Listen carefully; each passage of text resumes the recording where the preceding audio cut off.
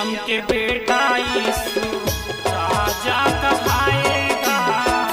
दुनिया के पापिल प्रभु हमला बचाएगा।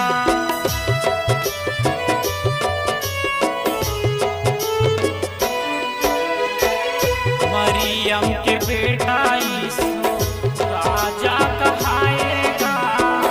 दुनिया के पापिल प्रभु हमला बचाएगा। मोर यीशु राजा जय होवे तू, मोर यीशु राजा जय होवे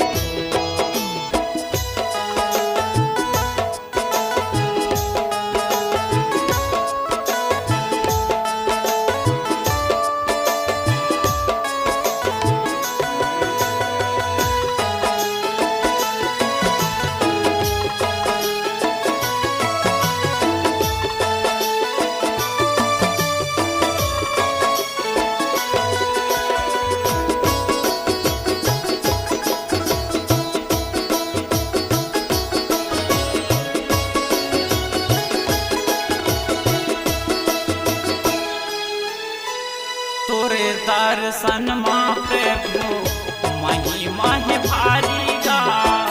दुनिया के सुख मिलते कटे थे बीमारी गा।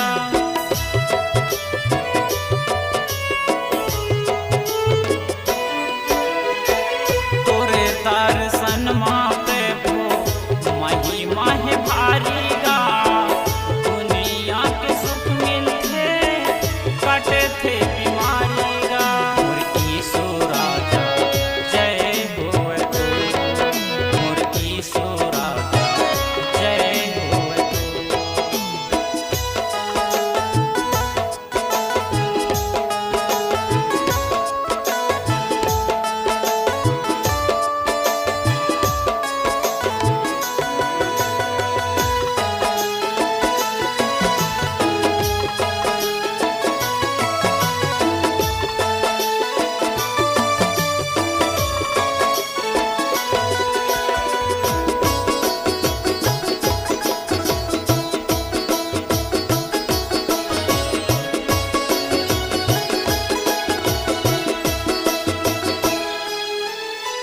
दुनिया के कोना कोना तोरे गुण गाथेगा।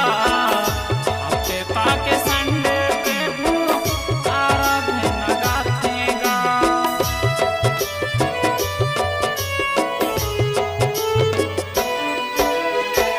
दुनिया के कोना कोना तोरे गुण गाथेगा। आपके पाके संडे पे भूख आराधना गाथेगा। मोर यीशु राजा जय होवे तू, मोर यीशु राजा जय होवे तू। दुनिया में आए